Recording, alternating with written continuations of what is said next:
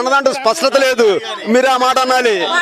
అందుకని ఓడించడం అంటే ఎవరు మన కొడాలని ఓడించే దమ్ము ఉన్న మగోడు ఇంకా పుట్టలేదు గుడివాడకి.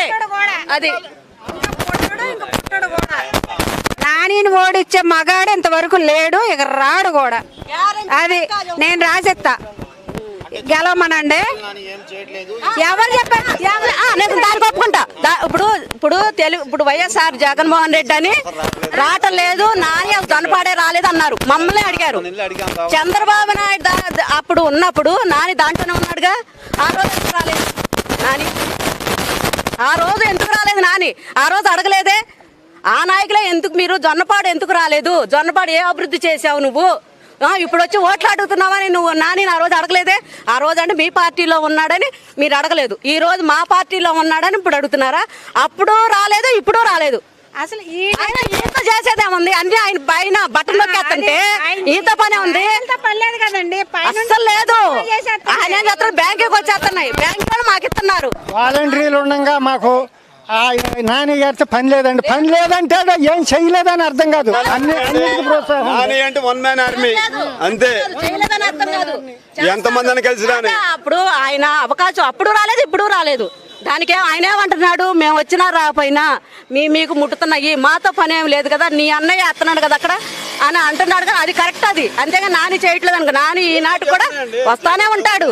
ఆయనకి ఈ మధ్య కొంచెం ఆరోగ్యం బాగోట్లేదు, దానికి మనం ఏం చేస్తాం చెప్పు? ఇంకంతేనండి. ఆయన చేయట్లేదు అనడానికి ఏమీ లేదు కదా.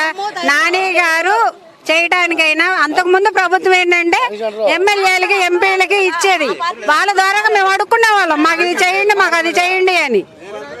ఇప్పుడు లేదు కదా. ఎందుకు? మా నాన్నగారు తెలుగుదేశం అదే చంద్రబాబు నాయుడు సీఎంగా ఉన్నప్పుడు మా అమ్మగారు ఇక్కడ పంచాయతీ ప్రెసిడెంట్ వైసీపీకి. మా అమ్మ రేషన్ కార్డు తీసేశారు. మా అమ్మ రేషన్ కార్డు తీసేశారు, ఇంతవరకు రాలా. మొన్న జగన్ అన్న వచ్చాక మాకు వచ్చింది.